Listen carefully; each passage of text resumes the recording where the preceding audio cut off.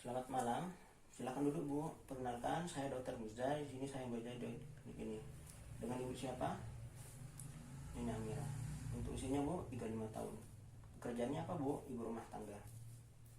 Ibu sudah menikah? Iya, Dok, sudah menikah.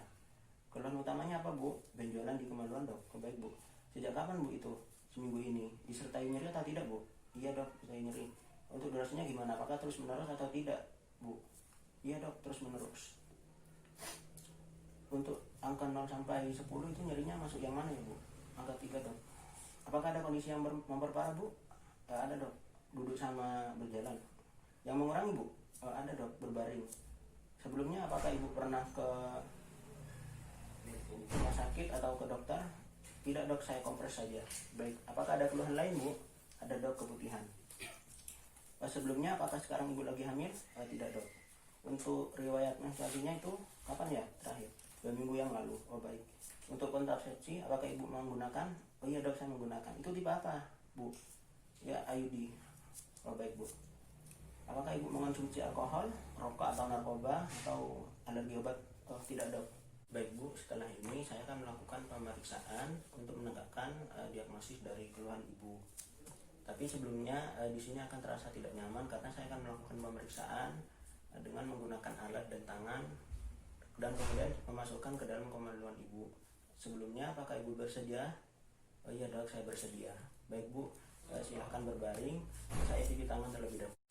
Baik, setelah itu di sini saya akan melakukan pemeriksaan inspeksi dan palpasi pada genitalia eksterna pada pasien. Nah, sebelum itu kita meminta pasien untuk mengosongkan terlebih dahulu dari isi kandung kemihnya. Dan setelah itu kita meminta untuk posisinya itu berbaring, kemudian posisi itu litotomi. Nah, setelah itu kita menyebutkan tindakan apa yang akan kita lakukan. Baik, Bu, di sini saya akan melakukan pemeriksaan yaitu dengan memasukkan tangan kepada kemaluan Ibu. Nah, kemudian setelah itu kita melakukan cuci tangan. Setelah cuci tangan kita memakai handscoon dan kita inspeksi dan sekaligus palpasi pada genitalia eksternya pasien. Nah, dimulai dari pubis dahulu. Kita lihat di sini apakah ada benjolan, kemudian apakah ada luka, kemudian apakah ada nyeri ketika dipalpasi. Kemudian setelah itu pada labia majoranya kita lihat apakah ada luka atau nyeri ketika kita palpasi, apakah juga ada benjolan. Kemudian pada labia minoranya juga sama. Kemudian pada klitorisnya kita lihat apakah ada luka atau benjolan atau nyeri ketika saat kita palpasi. Nah, kemudian setelah itu jangan lupa di orifisium uretranya kita lihat itu apakah di sini terasa ada pembesaran, itu apakah juga ada luka. Nah, kemudian setelah itu pada introitus vagina. Nah, ini yang terletaknya itu di bawah klitorisnya. Kita juga lihat apakah di sini ada pembesaran, apakah ada luka atau nyeri, apakah ada nyeri seperti itu ketika kita palpasi. Nah, kemudian setelah itu pada kelenjar skinnya juga kita sama.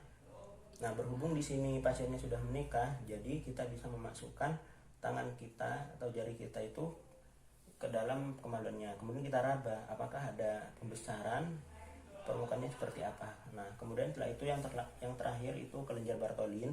Jadi kita lihat di sini apakah ada pembesaran, apakah ada luka, kemudian nyeri saat kita palpasi. Baik, setelah kita melakukan pemeriksaan ditemukan bahwa di kelenjar Bartholin di sini terdapat pembesaran 2 cm dan pada yang lainnya itu terdapat normal. Selanjutnya adalah pemeriksaan bimanual.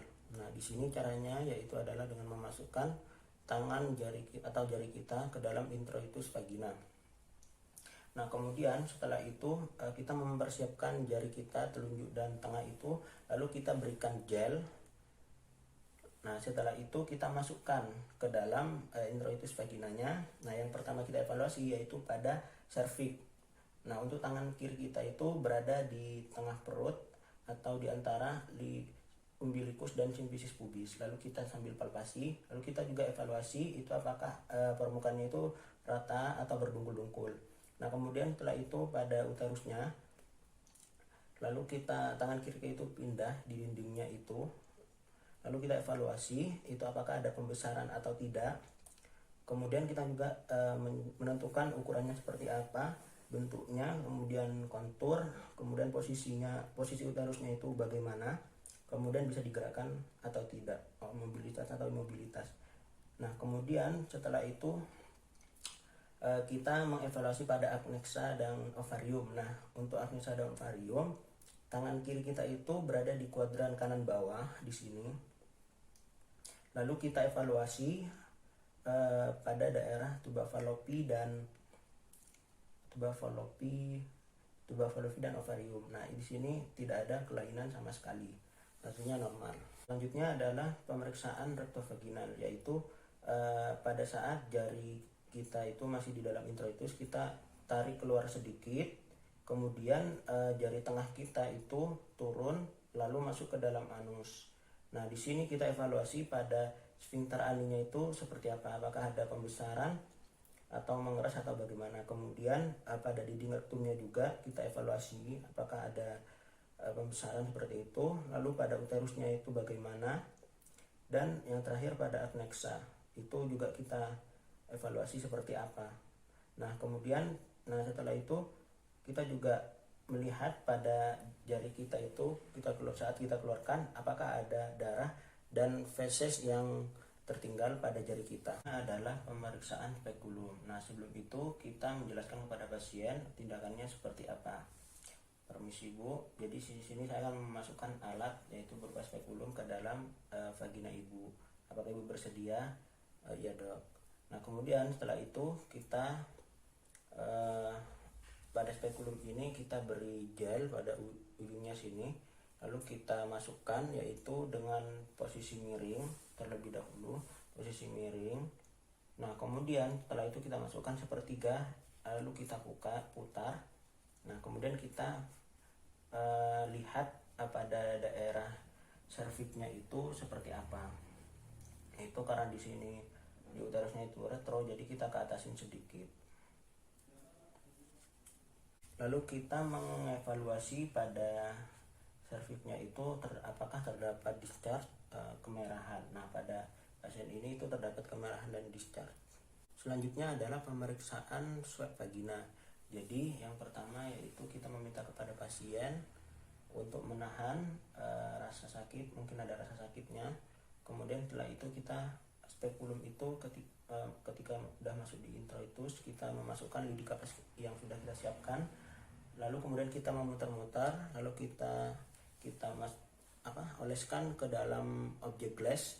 Kemudian kita beri larutan fisiologis, lalu kemudian kita tutup dengan covernya. Nah, kemudian setelah itu kita beridentitas lalu dikirim ke lab. Selanjutnya adalah melepaskan spekulum. Nah, sebelum melepaskan kita visasi terlebih dahulu, tapi jangan langsung ditutup. Kemudian lalu kita putar ke kiri. Nah, kemudian kita mengeluarkannya perlahan-lahan. Nah, setelah itu kita melepaskan handcone lalu cuci tangan. Baik Bu, dari hasil pemeriksaan yang telah saya lakukan tadi, di sini saya menduga mendiagnosis itu adalah Bartholinitis dan vulvaginitis, di mana Bartholinitis itu terdapat inflamasi pada Bartholinnya. Jadi sesuai dengan tadi dalam pemeriksaan. Nah, kemudian setelah itu sambil menunggu hasilnya itu bakteri apa yang menyebabkan, jadi dimohon untuk menjaga kebersihan diri ya Bu ya. Baik Bu, terima kasih.